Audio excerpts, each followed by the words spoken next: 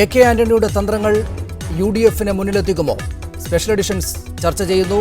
സ്വാഗതം. പ്രധാന വാർത്തകൾ.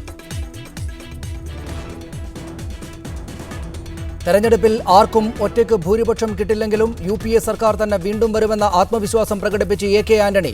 രാജ്യത്ത് മോഡി തരംഗമില്ല. മോദിയുടെ AK-47 പ്രസ്താവന സൈനികരുടെ മനോവീര്യം തകർക്കുന്നത്. മോദി വിരോധം സത്യസന്ധമെങ്കിൽ CPM പിന്തുണക്കേണ്ടത് കോൺഗ്രസിനെയെന്നും ആന്റണി. വീണ്ടും ഗ്യാസ് ടാങ്കർ അപകടം. കോഴിക്കോട് വെസ്റ്റ് ഹില്ലിൽ ടാങ്കർ ഓട്ടോയുടെ മുകളിലേക്ക് മറിഞ്ഞ് ഒരാൾ മരിച്ചു. പ്രദേശത്ത് നിന്ന് ആളുകളെ ഒഴിപ്പിച്ചു. വാതക ചോർച്ച അടച്ചു. സലീം രാജിന്റെ ഭൂമി തട്ടിപ്പ് കേസിൽ മുഖ്യമന്ത്രിക്കെതിരായ കോടതി പരാമർശം ഗുരുതരമെന്ന് രമേശ് ചെന്നിത്തല. പരാമർശം തിരുത്താൻ നിയമ നടപടികൾ സ്വീകരിക്കും.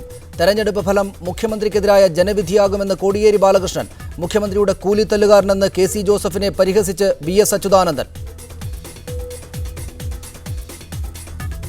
തെരഞ്ഞെടുപ്പ് കാലത്ത് BJP-യിൽ ചെറുതല്ലാത്ത ആഭ്യന്തര തർക്കങ്ങൾ. RSSന്റെ വിമർശത്തെ തുടർന്ന് JDU നേതാവ് സാബിർ അലിയുടെ അംഗത്വം BJP റദ്ദാക്കി. മുഖ്താർ അബ്ബാസ് നഖ്വിയും പാർട്ടിയെ വിമർശിച്ചത് പരസ്യമായി തന്നെ. കോൺഗ്രസ് വിരോധം CPM അവസാനിപ്പിക്കണമെന്ന് കേന്ദ്രമന്ത്രി AK ആന്റണി. നരേന്ദ്രമോദിയെ അകറ്റി നിർത്തണമെന്ന ആഗ്രഹമുണ്ടെങ്കിൽ കോൺഗ്രസിനെ പിന്തുണക്കാൻ CPM തയ്യാറാകണം. ലോക്സഭാ തെരഞ്ഞെടുപ്പിൽ ഒരു പാർട്ടിക്കും ഒറ്റയ്ക്ക് ഭൂരിപക്ഷം കിട്ടില്ല. കേരളത്തിൽ UDF-ന് അനുകൂല സാഹചര്യമാണ്. കാലഹരണപ്പെട്ട പരിപാടികൾ പിന്തുടരുന്ന മൂലം CPM-ന്റെ ജനകീയ അടിത്തറ തകരുകയാണെന്നും AK ആന്റണി അഭിപ്രായപ്പെട്ടു. തിരുവനന്തപുരത്ത് മീറ്റ് ദി പ്രസിൽ സംസാരിക്കുകയായിരുന്നു അദ്ദേഹം. RSSും ഒരു വിഭാഗം കോർപ്പറേറ്റുകളും പ്രചരിപ്പിക്കുന്നത് പോലെ രാജ്യത്ത് ഒരു മോഡി തരംഗമില്ലെന്ന് ആന്റണി പറഞ്ഞു. കോൺഗ്രസിൻ്റെയും UPA-യുടെയും നില മെച്ചപ്പെട്ടുകൊണ്ടിരിക്കുകയാണ്. ഒരുപക്ഷെ ഇന്നത്തെ ഞങ്ങളുടെ മുന്നണികൾ മാത്രം ഭൂരിപക്ഷം തയ്ക്കാൻ സാധിക്കുമല്ല. പക്ഷേ അതിന് ഈ ഇലക്ഷൻ കാലത്ത് കോൺഗ്രസിനോട് സഖ്യമില്ലാത്ത പല കക്ഷികളും പോലും ഇലക്ഷന് ശേഷം ഒരു വൻ വിപത്ത് ഒഴിവാക്കാൻ വേണ്ടി, ഒരു സർവനാശം ഒഴിവാക്കാൻ വേണ്ടി കോൺഗ്രസുമായി സഹകരിക്കുന്ന വിശ്വാസക്കാരാണ്. CPM-ന്റെ ബഹുജനാടിത്തറ ചുരുങ്ങിക്കൊണ്ടിരിക്കുകയാണ്. മാർക്സിസ്റ്റ് പാർട്ടിക്ക് ഇടതുപക്ഷത്തിന് നരേന്ദ്രമോദി അധികാരത്തിൽ വരാതിരിക്കണമെന്നാണ് താല്പര്യമെങ്കിൽ അവരും ചെയ്യേണ്ടത് ഈ കോൺഗ്രസ് വിരോധമൊക്കെ ഉപേക്ഷിച്ച് കോൺഗ്രസ് നേതൃത്വം അംഗീകരിച്ചുകൊണ്ട് കോൺഗ്രസുമായി സഹകരിക്കാതെ. സലീം രാജ് കേസിൽ കോടതി പരാമർശത്തിൻ്റെ പേരിൽ മുഖ്യമന്ത്രി രാജിവെക്കണമെന്ന അഭിപ്രായമില്ലെന്നും ആന്റണി പറഞ്ഞു. എനിക്ക് അങ്ങനെ അഭിപ്രായമില്ല. പോരെ UDF സ്ഥാനാർത്ഥികൾക്ക് വേണ്ടിയുള്ള തെരഞ്ഞെടുപ്പ് പ്രചാരണത്തിനായാണ് ആന്റണി കേരളത്തിലെത്തിയത്. നാളെ കാസർഗോഡ് മുതൽ ഏപ്രിൽ 8 തിരുവനന്തപുരം വരെയുള്ള പ്രചാരണ യോഗങ്ങളിൽ ആന്റണി പങ്കെടുക്കും. മീഡിയ 1 തിരുവനന്തപുരം. നരേന്ദ്രമോദിയുടെ AK-47 പരാമർശത്തിന് AK ആന്റണിയുടെ മറുപടി. സൈനികരുടെ മനോവീര്യം തകർക്കുന്ന പരാമർശമാണ് മോദിയുടെ ഭാഗത്തു നിന്നുണ്ടായത്. ഒരു യഥാർത്ഥ ദേശസ്നേഹിക്ക് ഇങ്ങനെ പറയാൻ കഴിയില്ലെന്നും ആന്റണി തിരുവനന്തപുരത്ത് പറഞ്ഞു. Do you think is it appropriate statement from a leader who is trying to be the Prime Minister? This appropriate? Is this statement about AK-47 quality? Is it a statement demolishing the Indian Armed Forces?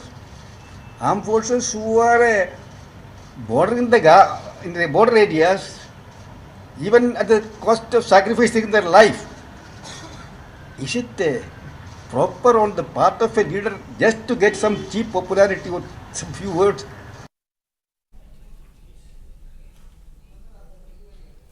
CPIM നേതാവ് Shri MM Lawrence Kochi സ്റ്റുഡിയോയിലുണ്ട്. BJP-യുടെ ജോർജ് കുര്യൻ തിരുവനന്തപുരത്ത്, AS Suresh Kumar മാധ്യമപ്രവർത്തകൻ, രാഷ്ട്രീയ നിരീക്ഷകൻ ഡൽഹി സ്റ്റുഡിയോയിൽ നിന്നും ഈ ചർച്ചയിൽ പങ്കെടുക്കുന്നു. ആദ്യം ശ്രീ MM ലോറൻസ്, നരേന്ദ്രമോദി ഈ പറയുന്നത്രയ്ക്ക് ശക്തനല്ല. മാധ്യമങ്ങൾ ഉയർത്തിക്കാട്ടും വിധം അത്രയ്ക്ക് ശക്തിയേറിയ നേതാവല്ല അദ്ദേഹം. എന്ന് മാത്രമല്ല, രാജ്യസ്നേഹി പോലുമല്ല.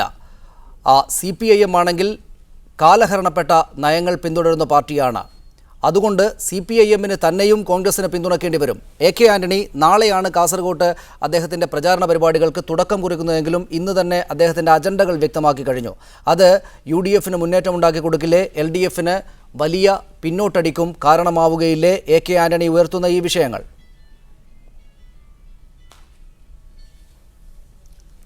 AK ആന്റണി സ്വയം ഒരു ആത്മപരിശോധന നടത്തണമെന്നാണ് എൻ്റെ അഭിപ്രായം. കോൺഗ്രസ് ഇന്ത്യ സ്വാതന്ത്ര്യം പ്രാപിച്ചപ്പോൾ അധികാരം ഏറ്റുവാങ്ങിയ പാർട്ടിയാണ്.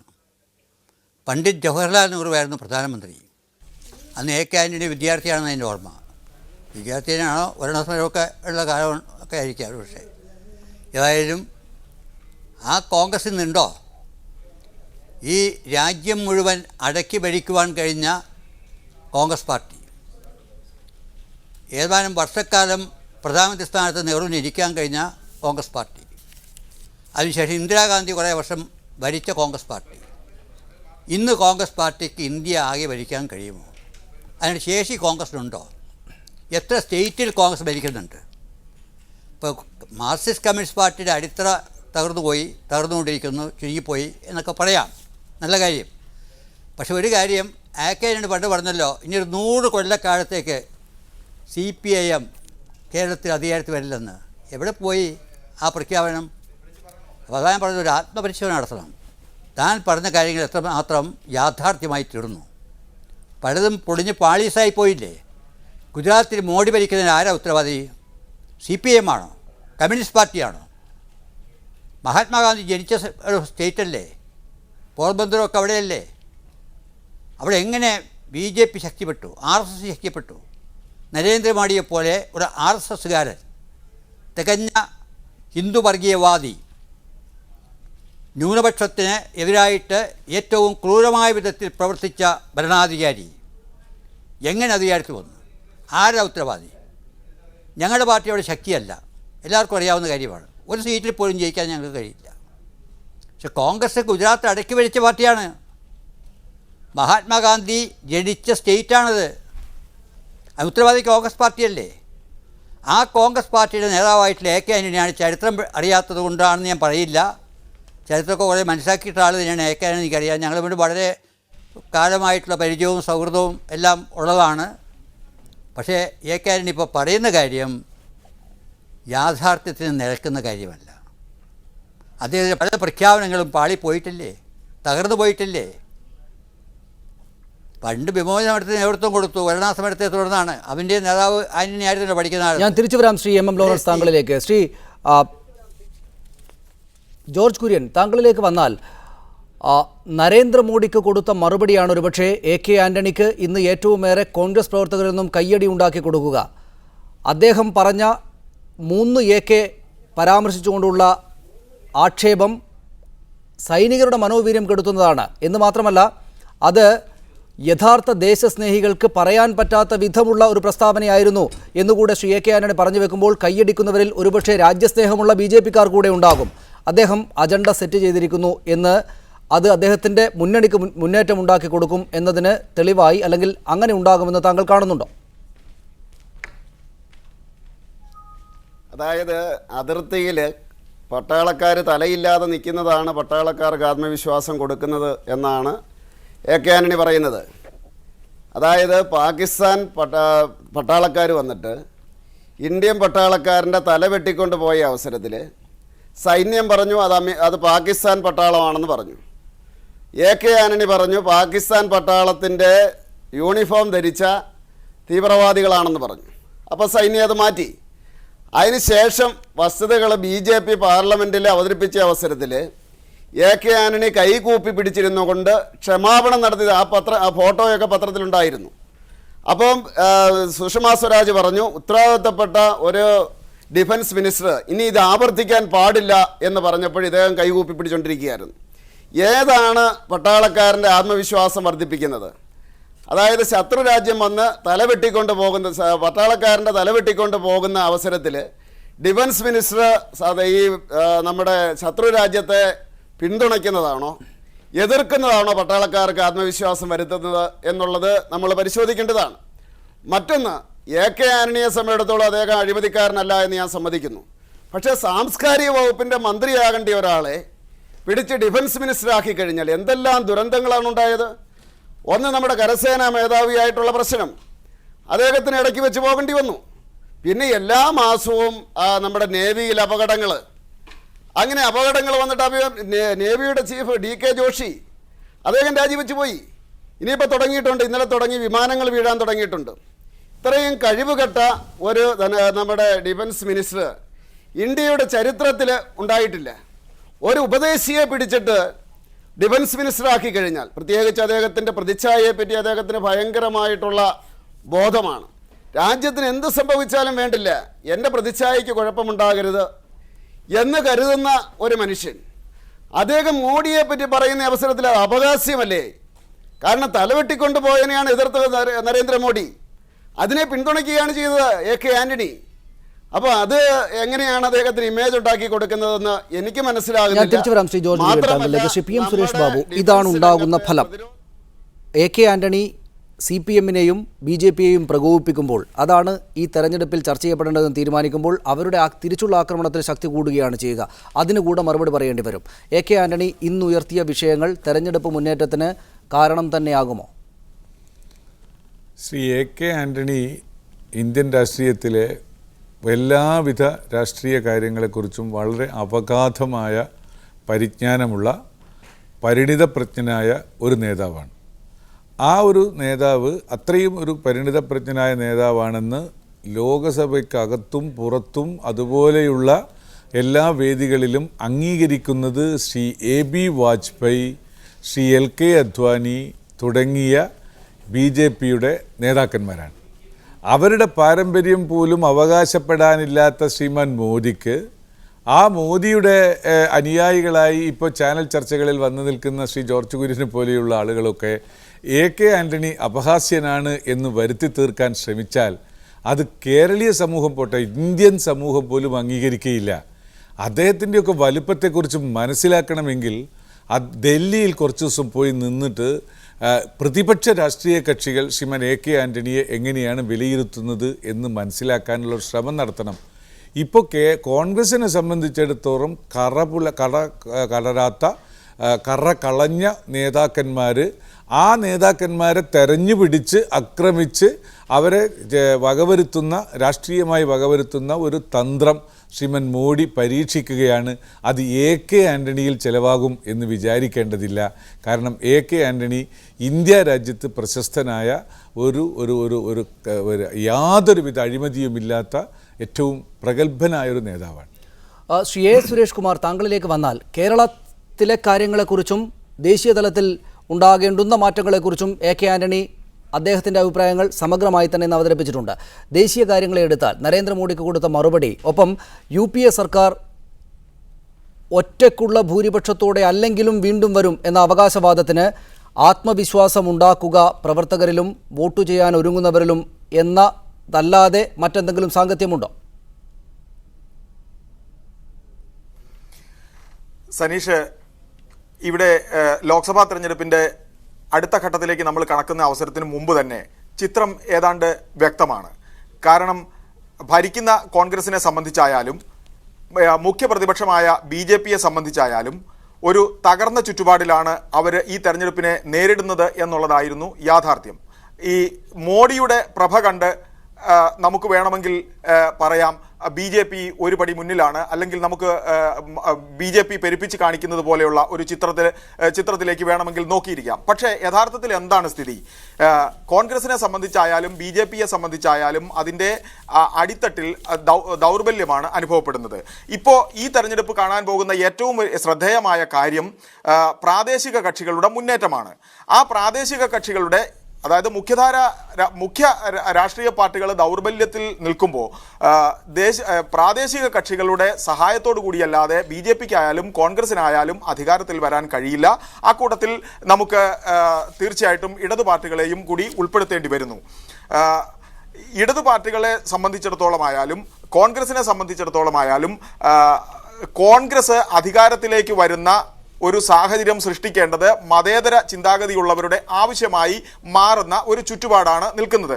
അപ്പോൾ ശ്രീ AK ആന്റണി ഒക്കെ സൂചിപ്പിക്കുന്നത് പോലെ തന്നെ BJP അല്ലെങ്കിൽ നരേന്ദ്രമോദി അധികാരത്തിൽ വരാതിരിക്കുന്നതിന് വേണ്ടി മതനിരപേക്ഷ കക്ഷികളുടെ കൂട്ടായ്മ ഉണ്ടാകണമെന്നും അതിൽ കോൺഗ്രസിനെ സഹായിക്കണം എന്നുമാണ് ആന്റണി പറഞ്ഞു വരുന്നതിൻ്റെ രത്നച്ചുരുക്കം. ഇടതു പാർട്ടികൾ അടക്കമുള്ളവർ കോൺഗ്രസിനെ സഹായിക്കണമെന്നും ആണ് പറഞ്ഞു വരുന്നത്. ഇത് സാധാരണഗതിയിൽ എല്ലാ തെരഞ്ഞെടുപ്പുകളിലും നമ്മൾ കാണുന്ന ഒരു ചിത്രമാണ്. വർഗീയ പാർട്ടികൾ അധികാരത്തിൽ വരാതിരിക്കാൻ കോൺഗ്രസിനെ സഹായിക്കണം. ഇത് കോൺഗ്രസ് എല്ലാ പ്രാദേശിക കക്ഷികളുടെയും മതനിരപേക്ഷ ചിന്താഗതിക്കാരുടെയും മേൽ അടിച്ചേൽപ്പിക്കുന്ന ഒരു സിദ്ധാന്തമാണ്. ഇപ്പോൾ ഈ തെരഞ്ഞെടുപ്പിൽ പക്ഷേ കാര്യങ്ങൾ വ്യത്യസ്തമാണ്. നമുക്കറിയാവുന്നതുപോലെ തന്നെ 10 വർഷമായി അധികാരത്തിലിരുന്ന കോൺഗ്രസിനെ സംബന്ധിച്ചിടത്തോളം ഭരണവിരുദ്ധ വികാരം അങ്ങേയറ്റമാണ്. അത് നേരിടേണ്ടിയിരിക്കുന്നു. അപ്പോൾ കോൺഗ്രസ് ഒന്നാമതാണോ മൂന്നാമതാണോ എന്നുള്ള ക്വസ്റ്റ്യനാണ് ഇവിടെ വരുന്നത്. അപ്പോൾ പ്രാദേശിക കക്ഷികളുടെ ഒരു മുന്നേറ്റം അത് ഉണ്ടായാൽ അത് ഒരുപക്ഷെ ഇടതു പാർട്ടികളുടെ കൈത്താങ്ങിലായിരിക്കാം, അല്ലെങ്കിൽ വേറെ ഏതെങ്കിലും രൂപത്തിലായിരിക്കാം. പ്രാദേശിക കക്ഷികൾ പ്രബലരാണ്. അവർ ഉണ്ടാക്കുന്ന മുന്നണിക്ക് അവർക്കൊരു മുന്നണി ഉണ്ടാക്കാൻ കഴിഞ്ഞാൽ കോൺഗ്രസ് അതിന് പിന്നിൽ നിൽക്കേണ്ടി വരും എന്നുള്ള ഒരു ചുറ്റുപാടാണ് ഇപ്പോൾ ഉള്ളത്. അതിനെ മറികടക്കാവുന്ന ഒരു സാഹചര്യം ഉണ്ടാകണമെങ്കിൽ കോൺഗ്രസിന് അതിൻ്റെ സീറ്റ് നില ഏതാണ്ട് നമ്മളിപ്പോൾ കാണുന്നത് BJP ഏറ്റവും വലിയ ഒറ്റക്കക്ഷിയാകുമെന്നാണ് പറയുന്നത്. അപ്പോൾ ഒരു സഖ്യകക്ഷി സർക്കാർ അല്ലെങ്കിൽ പുറം പിന്തുണക്കാരുടെ ഒരു സർക്കാരിനെ രൂപവൽക്കരിക്കാൻ കഴിയുന്ന ഒരു സാഹചര്യം കോൺഗ്രസിന് ഉണ്ടാകുമോ എന്നുള്ളതാണ്, ഉണ്ടാക്കാൻ കഴിയുമോ എന്നുള്ളതാണ് ചോദ്യം. താങ്കളിലേക്ക് ശ്രീ എം ലോറൻസ്, ഏറ്റവും പ്രധാനമായി AK ആന്റണി പറഞ്ഞു വെച്ച കാര്യം സുരേഷ് കുമാർ വിശദീകരിക്കുന്നുണ്ട്. അതായത് മോഡി വർഗീയവാദിയാണെങ്കിൽ അക്കാരണം പറഞ്ഞ് നിങ്ങൾ BJPക്കും മോഡിക്കുമെതിരെ നടത്തുന്ന എതിർപ്പ് യഥാർത്ഥമായി ഉള്ളതാണെങ്കിൽ നിങ്ങൾ പിന്തുണക്കേണ്ടത് ഞങ്ങളെയാണ്, കോൺഗ്രസിനെയാണ് എന്ന വാദം AK ആന്റണി ഉയർത്തുമ്പോൾ അവിടെ ചെന്ന് നരേന്ദ്രമോദിക്കെതിരെ ഒരു സഖ്യമുണ്ടാക്കാനാണ് ഇവിടെ വോട്ട് ചെയ്യുന്നതെങ്കിൽ കോൺഗ്രസിന് ചെയ്താൽ പോരെ എന്ന് ചിന്തിപ്പിക്കാൻ വോട്ടർമാരെ പ്രേരിപ്പിക്കുന്നതാണ് ഇന്നത്തെ അദ്ദേഹത്തിൻ്റെ വാക്കുകൾ. വരും ദിവസങ്ങളിൽ അദ്ദേഹം എല്ലായിടത്തും ഇക്കാര്യമായിരിക്കും ഊന്നുക എന്നതിൽ സംശയവുമില്ല.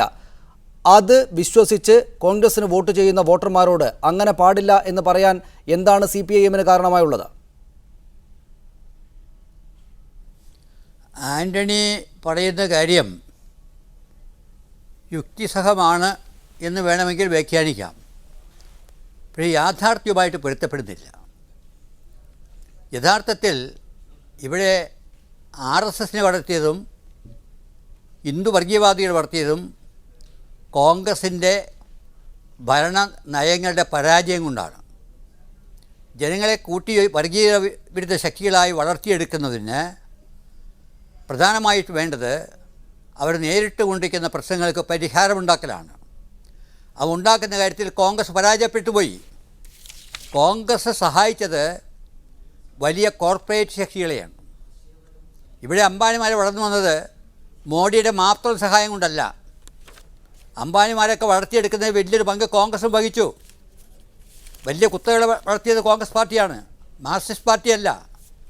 കോൺഗ്രസ് ഭരണത്തിന് കീഴിൽ സംഭവിച്ചത് ധനവാൻ കൂടുതൽ ധനവാനായി തീർന്നു, പാവപ്പെട്ടവർ കൂടുതൽ പാവപ്പെട്ടവരായി മാറി, തൊഴിലില്ലായ്മ വർദ്ധിച്ചു, വില കുതിച്ചുയർന്നു, അഴിമതിയുടെ കൂത്തരങ്ങായി തീർന്നു. തീർച്ചയായും ശ്രീ എം ലോറൻസ്, അത്തരം കാര്യങ്ങളെല്ലാം ഉണ്ട് ശ്രീ എം ലോറൻസ്. പക്ഷേ എന്തു ചെയ്യാം, അതിനെതിരെ പ്രതികരിക്കേണ്ട ആളുകളെന്ന് കരുതുന്ന താങ്കളുടെ പാർട്ടി കാലഹരണപ്പെട്ടു പോയി. കാലഹരണപ്പെട്ട നയങ്ങളാണ് താങ്കളുടെ പാർട്ടി പിന്തുടരുന്നത് എന്ന് മാത്രമല്ല അക്രമ രാഷ്ട്രീയത്തിനെതിരായ നിലപാട് കൂടെ സ്വീകരിക്കണം എന്നുകൂടെ പറഞ്ഞിട്ടുണ്ട് അദ്ദേഹം. കാലഹരണപ്പെട്ട അക്രമ രാഷ്ട്രീയത്തിൻ്റെ പാത പിന്തുടരുന്നൊരു പാർട്ടിക്ക് എന്തിനു വോട്ട് ചെയ്യണം എന്നുകൂടെ അദ്ദേഹം ചോദിക്കും. താങ്കളുടെ പാർട്ടി ആവർത്തിച്ചുയർത്തുന്ന ഈ കോർപ്പറേറ്റുകളുടെ സംരക്ഷകരാണല്ലോ അവർ എന്നതൊക്കെയുള്ള ന്യായീകരണങ്ങൾക്ക് ബദലായി അദ്ദേഹം ഇക്കാര്യങ്ങൾ കൂടെ വെക്കുന്നു. പറയുന്ന കാര്യങ്ങൾ പ്രവർത്തിപ്പിക്കാൻ പറ്റാത്ത വിധം കാലഹരണപ്പെട്ടു പോയി, ദുർബലരാണ് എന്നതടക്കമുള്ള ന്യായങ്ങൾ. ആശയഗതി കാലഹരണപ്പെട്ടു പോയി എന്ന് ആന്റണിക്ക് പറയാം. പക്ഷേ ആ ആശയഗതി ഒരു കാലത്തും കാലഹരണപ്പെടില്ല എന്നതാണ് യാഥാർത്ഥ്യം. ആ ആശയഗതി എന്ന് പറഞ്ഞാൽ മാർക്സിസം ലെനിനിസം തന്നെയാണ്. അതിനടിസ്ഥാനമാക്കി നടത്തുന്ന പ്രവർത്തനങ്ങളിലൂടെ മാത്രമേ ഇന്ത്യയിലായാലും കൊള്ളാം, ലോകത്തിലായാലും കൊള്ളാം, ദരിദ്രരുടെ മോചനം നേടിയെടുക്കാൻ കഴിയൂ എന്നതാണ് സത്യം. PM സുരേഷ് ബാബു, അങ്ങനെ കാലഹരണപ്പെട്ട കാര്യങ്ങളല്ല എന്നവർ പറയുന്നു. എന്ന് മാത്രമല്ല, ഈ പറയുന്ന ആന്റണി പറഞ്ഞിട്ടില്ലാത്തൊരു കാര്യം, ഈ പറഞ്ഞ രണ്ട് തവണത്തെ സർക്കാരിൻ്റെ ഭാഗത്തു നിന്നുണ്ടായ അങ്ങേയറ്റം വലിയ അഴിമതിയാണ്. ആ കാര്യം പറയുക തന്നെ ചെയ്യും. അതിന് ഒക്കെ മറികടക്കാൻ AK ആന്റണിയുടെ ഇത്തരം അവർ സർക്കസ് എന്ന് വിശേഷിപ്പിക്കുന്ന കാര്യം മതിയോ? അല്ല, ഇത് ശ്രീമാൻ ആന്റണി പറഞ്ഞിട്ടുള്ളൊരു വസ്തുത, കാലഹരണപ്പെട്ട തത്വശാസ്ത്രം എന്നുള്ളത് അടിസ്ഥാനപരമായ ഒരു ശരിയായ വസ്തുതയാണ്. 2 നൂറ്റാണ്ടുകൾക്ക് മുമ്പിൽ മനുഷ്യൻ്റെ വിശപ്പ് മാറ്റുന്നതിന് വേണ്ടി മനുഷ്യക്കുഞ്ഞുങ്ങളെ വിറ്റ് കാശുണ്ടാക്കി ആ കാശിനെ കൊണ്ട് വിശപ്പ് മാറ്റിയിരുന്ന ഒരു സാഹചര്യത്തിൽ, സാമൂഹ്യ സാഹചര്യത്തിലാണ് മാർക്സിയൻ തത്വശാസ്ത്രത്തിന് ജന്മമുണ്ടാകുന്നത്. എംഗൽസിൻ്റെ ഒരു സാമ്പത്തിക സഹായത്തോടുകൂടി മാർക്സും എംഗൽസും കൂടിയിരുന്ന് ചർച്ച ചെയ്ത് ആലോചിച്ചുണ്ടാക്കിയ തത്വശാസ്ത്രങ്ങൾ 2 നൂറ്റാണ്ടിൻ്റെ പഴക്കമുള്ള വസ്തുതകളാണ്. അതിൽ നിന്ന് സാമൂഹ്യ അന്തരീക്ഷം, രാഷ്ട്രീയ അന്തരീക്ഷം ധാരാളമായി മാറി, പുരോഗമനമുണ്ടായി. അതേ അടിസ്ഥാനത്തിൽ തന്നെ ചിന്തിക്കുന്നു എന്നുള്ളതാണ് CPM-ൻ്റെയും മാർക്സിസം ലെനിനിസം ആധാരമാക്കി പ്രവർത്തിക്കുന്ന രാഷ്ട്രീയ പ്രസ്ഥാനങ്ങളുടെയും അപച്യുതി എന്ന് ഞങ്ങൾ കരുതുന്നത്. ശ്രീമാൻ ആൻ്റണി അത് സൂചിപ്പിക്കുന്നതും അത്തരം വാക്യങ്ങളെ അല്ലെ അത്തരം യാഥാർത്ഥ്യങ്ങളെ മനസ്സിൽ വെച്ചുകൊണ്ടാണ്. ആ കാലഹരണപ്പെട്ട മുദ്രാവാക്യത്തെ വീണ്ടും ഉയർത്തിക്കൊണ്ടുവന്ന് കേരളീയ സമൂഹത്തിലോ ഇന്ത്യൻ രാഷ്ട്രീയത്തിലോ അവർക്ക് വേരുറക്കാൻ കഴിയുന്നില്ല. 1947, 48, ആ 50 കാലഘട്ടങ്ങളിൽ പാർട്ടിക്ക് ഉണ്ടായിരുന്ന ബഹുജന അടിത്തറ ഇന്ന് അനുദിനം കുറഞ്ഞു വരുന്നു ഇന്ത്യ രാജ്യത്ത്. അതിപ്പോൾ കോൺഗ്രസിന്റെ സ്ഥിതി അതാണെന്നാണ് ശ്രീ MM ലോറൻസ് പറയുന്നത്. കോൺഗ്രസിന് ക്ഷീണം ഉണ്ടായിട്ടുണ്ട്. കോൺഗ്രസ് ഒറ്റക്ക് ഭരിച്ചതാണ്, ഇന്നിപ്പോൾ ഒറ്റക്ക് ഭരിക്കാനാകില്ല, ആർക്കും ഭൂരിപക്ഷം കിട്ടില്ല എന്ന് AK ആന്റണി ആദ്യ വാർത്താ സമ്മേളനത്തിൽ തന്നെ പറയും വിധം കാര്യങ്ങൾ മാറിയിട്ടുണ്ടല്ലോ.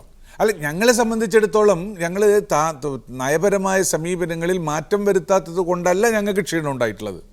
ഞങ്ങൾക്ക് ആശയപരമായ ഒരു വ്യതിചലനം കൊണ്ടല്ല ക്ഷീണമുണ്ടായിട്ടുള്ളത്. ഞങ്ങൾക്ക് ക്ഷീണം ഉണ്ടായിട്ടുണ്ട്. ഞങ്ങൾ ആ ക്ഷീണം ഇല്ല എന്നൊന്നും പറയുന്നില്ല. അത് ഇന്ത്യ രാജ്യത്തിൻ്റെ പ്രത്യേക സാഹചര്യത്തിൽ ഉണ്ടായിട്ടുള്ള ഒരു വസ്തുതയാണ്.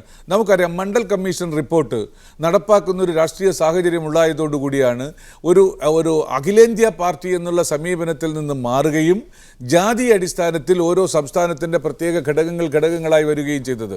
നിങ്ങൾ ആലോചിക്കണം, തമിഴ്നാട്ടിലാണ് ആദ്യം ദ്രവേഡിയൻ കക്ഷികൾ വന്നത്, പിന്നീട് ആസാമിൽ വന്നു, ഇപ്പോൾ പിന്നെ വന്നത് ബീഹാർ, ബീഹാർ, ഉത്തർപ്രദേശ്, അതുപോലെ തന്നെ ഒറീസ തുടങ്ങിയ സംസ്ഥാനങ്ങളിലൊക്കെ പ്രാദേശിക കക്ഷികൾ വന്ന് രൂപപ്പെട്ടെടുത്ത് ആ പ്രാദേശിക നേതൃത്വത്തിൻ്റെ കീഴിൽ വന്നു. കോൺഗ്രസ്സിന് ക്ഷീണമുണ്ടായിട്ടുണ്ട്. കോൺഗ്രസ് അതിനെ അഡ്രസ്സ് ചെയ്യണം എന്ന് തന്നെയാണ് എൻ്റെയും വ്യക്തിപരമായ അഭിപ്രായം. ഞാൻ തിരിച്ചു പറയാം. ശ്രീ A. സുരേഷ് കുമാർ, താങ്കളിലേക്ക് വന്നാൽ AK ആന്റണിക്ക് മുന്നിൽ ഒരു വെല്ലുവിളിയുണ്ട്. നരേന്ദ്രമോദിയെയും എതിർക്കേണ്ടതുണ്ട്, നരേന്ദ്രമോദിയുടെ വലിയ ശക്തരായ എതിരാളികളായിട്ടുള്ള CPIM-നെയും എതിർക്കേണ്ടതുണ്ട്. എന്നിട്ട് വേണം കേരളം മുഴുവൻ അദ്ദേഹത്തിൻ്റെ തെരഞ്ഞെടുപ്പ് പ്രചാരണവുമായി പോകാൻ. അങ്ങനെ അതൊരു വെല്ലുവിളിയാണെങ്കിൽ എല്ലാ കാര്യങ്ങളെയും മറ്റുള്ള കാര്യങ്ങളിൽ ബുദ്ധിമുട്ടുണ്ടാക്കാത്ത വിധം പറഞ്ഞ് അതിനെ വോട്ടിലേക്ക് ആവാഹിക്കുക എന്നത് വിജയിപ്പിക്കണമെങ്കിൽ ആ വെല്ലുവിളി അതിജീവിക്കേണ്ടതുണ്ട്. അത് അതിജീവിക്കുന്ന അങ്ങനെ ഒരു രാഷ്ട്രീയ നേതാവിൻ്റെ ശൈലി ഇന്നത്തെ വാർത്താ സമ്മേളനത്തിൽ കണ്ടുവോ?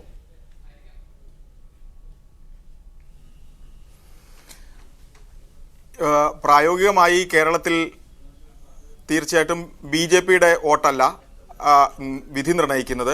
അത് കോൺഗ്രസിനും CPM-ഉം തമ്മിലാണ് നേരിട്ടുള്ള മത്സരം. അത് പ്രധാന ശത്രു പാർട്ടികൾ, മത്സരിക്കുന്ന പാർട്ടികൾ തീർച്ചയായിട്ടും കോൺഗ്രസും BJP-യും തന്നെയാണ്. അതുകൊണ്ട് ആന്റണി സ്വീകരിച്ചിരിക്കുന്ന രാഷ്ട്രീയ ലൈൻ കോൺഗ്രസിന്റെ രാഷ്ട്രീയവുമായി ചേർന്ന് നിൽക്കുന്നതാണ്. കോൺഗ്രസിന് ഇതല്ലാതെ മറ്റൊരു ലൈൻ സ്വീകരിക്കാൻ കേരളത്തിലും കഴിയില്ല. പക്ഷേ ഇതൊക്കെ പറയുമ്പോൾ തന്നെ കോൺഗ്രസ് എവിടെ നിൽക്കുന്നു? കോൺഗ്രസ് ഇന്ന് ശ്രീ ആന്റണിയുടെ വാർത്താ സമ്മേളനത്തിൽ പറഞ്ഞതുപോലെ തന്നെ കേന്ദ്ര സർക്കാരിൻ്റെയും സംസ്ഥാന സർക്കാരിൻ്റെയും ഭരണത്തിനുള്ള ഒരു ഹിതപരിശോധന കൂടിയാണ് ഈ തെരഞ്ഞെടുപ്പ്. അത് കേന്ദ്രത്തിലേക്ക് വന്നാൽ എന്താണ്? അഴിമതി, വിലക്കയറ്റം തുടങ്ങിയ പ്രശ്നങ്ങളാണ് കോൺഗ്രസ് നേരിടുന്നത്. കേരളത്തിൽ നരേന്ദ്രമോദി ഉണ്ടാക്കുന്ന പ്രശ്നങ്ങളോ BJP ഉണ്ടാക്കുന്ന പ്രശ്നങ്ങളോ തീർച്ചയായിട്ടും ഇത്തവണ BJP കൂടുതൽ ഒരു വലിയ ക്യാമ്പയിൻ തന്നെ അതിൽ നടത്തുമെന്നല്ലാതെ ഇതാണ് കോൺഗ്രസ് നേരിടുന്ന പ്രധാന പ്രശ്നം, അഴിമതിയും വിലക്കയറ്റവുമാണ്. CPM-നെ സംബന്ധിച്ചിടത്തോളം അതിനു മുമ്പ് സംസ്ഥാന രാഷ്ട്രീയത്തിലേക്ക് വന്നാൽ കോൺഗ്രസ് സംസ്ഥാനത്ത് നേരിടുന്ന പ്രശ്നങ്ങൾ നമുക്കറിയാം. സോളാറായിട്ടും ഇന്നലെ ഉണ്ടായ ഹൈക്കോടതിയുടെ പരാമർശമായിട്ടും അങ്ങനെ സംസ്ഥാന സർക്കാരിനെ ചൂഴ്ന്നു നിൽക്കുന്ന പ്രശ്നങ്ങളുമുണ്ട്. ഇതിനെ മറികടക്കാൻ CPM-ന്റെ കയ്യിൽ എന്തൊക്കെ ആയുധങ്ങളാണ് ഉള്ളത് എന്നുള്ളതാണ്. നേരത്തെ സംസാരിച്ചവരിൽ നിന്ന് ഭിന്നമായി നമുക്ക് സൂചിപ്പിക്കേണ്ടി വരും. ആശയപരമായിട്ടുള്ള പ്രയാസങ്ങൾ, ആദർശപരമായിട്ടുള്ള പ്രയാസങ്ങൾ CPM ഇന്ന് സംസ്ഥാനത്ത് അനുഭവിക്കുന്നുണ്ട്, ദേശീയ തലത്തിൽ അനുഭവിക്കുന്നുണ്ട്. അതിൻ്റെ ഫലമാണ് നമ്മൾ പശ്ചിമ ബംഗാളിലും കേരളത്തിലും പാർട്ടി നേരിടുന്ന പ്രശ്നങ്ങൾ. ഇത് രണ്ടും തമ്മിൽ ഏറ്റുമുട്ടുമ്പോൾ ഈ രണ്ട് വിഷയങ്ങളിൽ നിന്നും മാറി വൈകാരികമായ അല്ലെങ്കിൽ ജീവിത ചുറ്റുപാടിൻ്റെ സാഹചര്യത്തിൽ നിന്നുകൊണ്ടായിരിക്കും ഒരു തരത്തിലുള്ള വിലയിരുത്തൽ കേരളത്തിൽ നടക്കുന്നത്. രണ്ടാമത്, ദേശീയ തലത്തിൽ കേരളത്തിലെ വോട്ടർമാരുടെ മൊത്തമായ പാറ്റേൺ പരിശോധിച്ചാൽ നമുക്കറിയാം, ദേശീയ തലത്തിൽ സുസ്ഥിരമായ അല്ലെങ്കിൽ ഒരു മതനിരപേക്ഷ സർക്കാർ ഉണ്ടാകേണ്ടതിൻ്റെ ആവശ്യത്തിൽ ഊന്നിയുള്ള ഒരു വോട്ടെടുപ്പാണ് ഉണ്ടാകേണ്ടത്. ഇതാണ് ആന്റണി ഓർപ്പിക്കുന്നത്. അതുകൊണ്ട് തന്നെ ആന്റണി സ്വീകരിച്ചിരിക്കുന്ന രാഷ്ട്രീയ ലൈൻ കോൺഗ്രസിനെ സംബന്ധിച്ച് കൃത്യമാണെന്ന് പറയേണ്ടി വരും. തിരിച്ചു വരാം. ശ്രീ ജോർജ് കുര്യൻ, താങ്കളിലേക്ക്.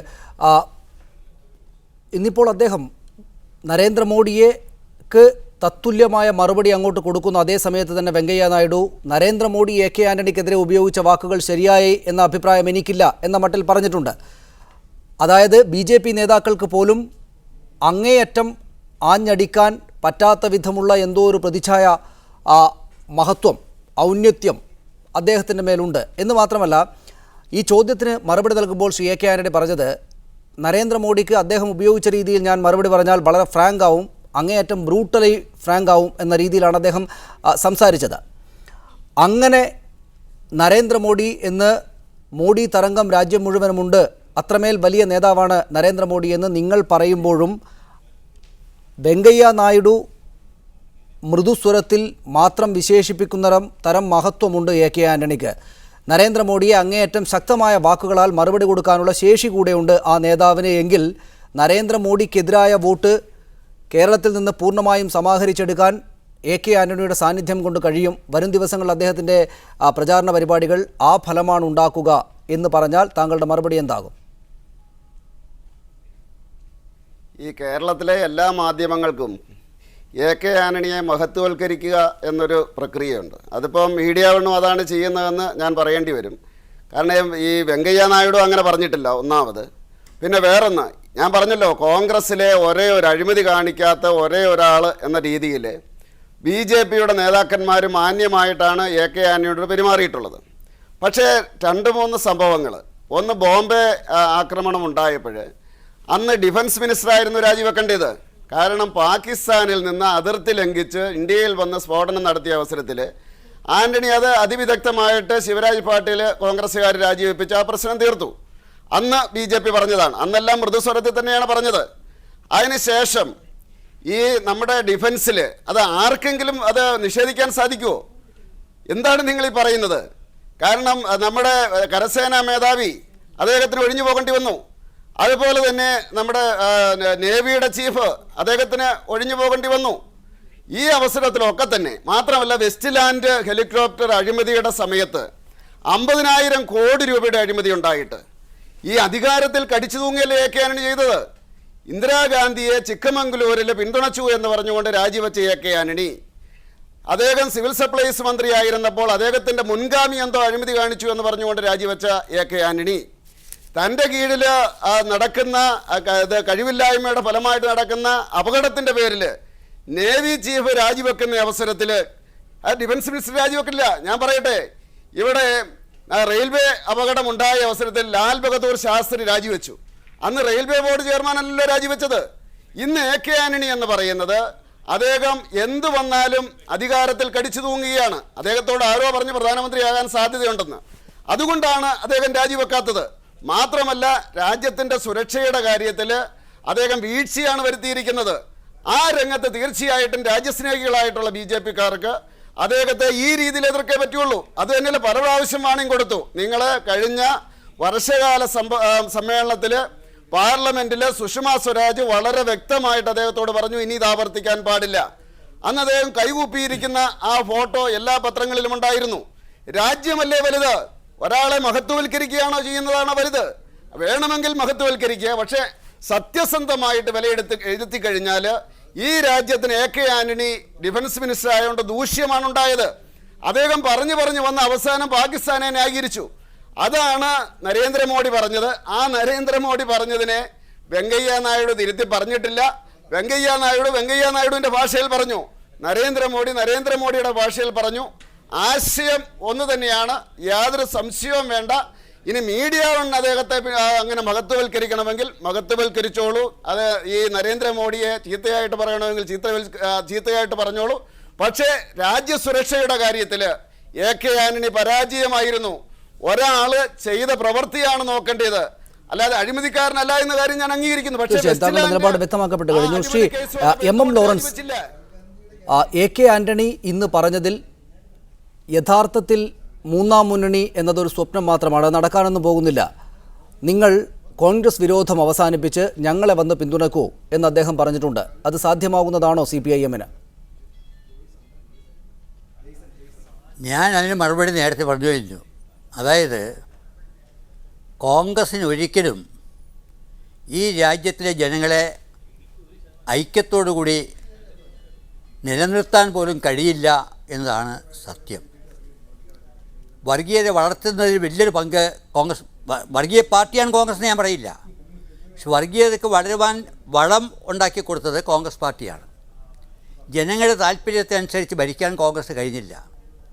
ജനങ്ങൾ നേരിടുന്ന പ്രശ്നങ്ങൾക്ക് പരിഹാരമുണ്ടാക്കാൻ അവർക്ക് കഴിഞ്ഞില്ല. വാഗ്ദാനങ്ങൾ മാത്രമേ നൽകിയുള്ളൂ, പ്രവൃത്തിയിലുണ്ടായില്ല. ഇതെല്ലാം കോൺഗ്രസിനെ ദുർബലമാക്കി തീർത്തു. കമ്മ്യൂണിസ്റ്റ് പാർട്ടി പറ്റി പറഞ്ഞ പഴയ തത്വശാസ്ത്രമാണ്, കാലഹരണപ്പെട്ടതാണ്. ആ തത്വശാസ്ത്രം ഒരു കാലത്തും കാലഹരണപ്പെടില്ല. അതിനെപ്പറ്റി പഠിക്കാത്തത് കൊണ്ടാണ്. ആൻ്റണി അതിനെപ്പറ്റി പഠിച്ചിട്ടില്ല. ആൻ്റണി കുറേ കൂടി വായിക്കണം ആ കാര്യം. ഞാൻ ആൻ്റണിയോട് പണ്ടും പറഞ്ഞിട്ടുണ്ട് ഈ കാര്യം. ആൻ്റണി കുറേ മാർക്സിസവും കൂടി പഠിക്കാൻ തയ്യാറാവണം.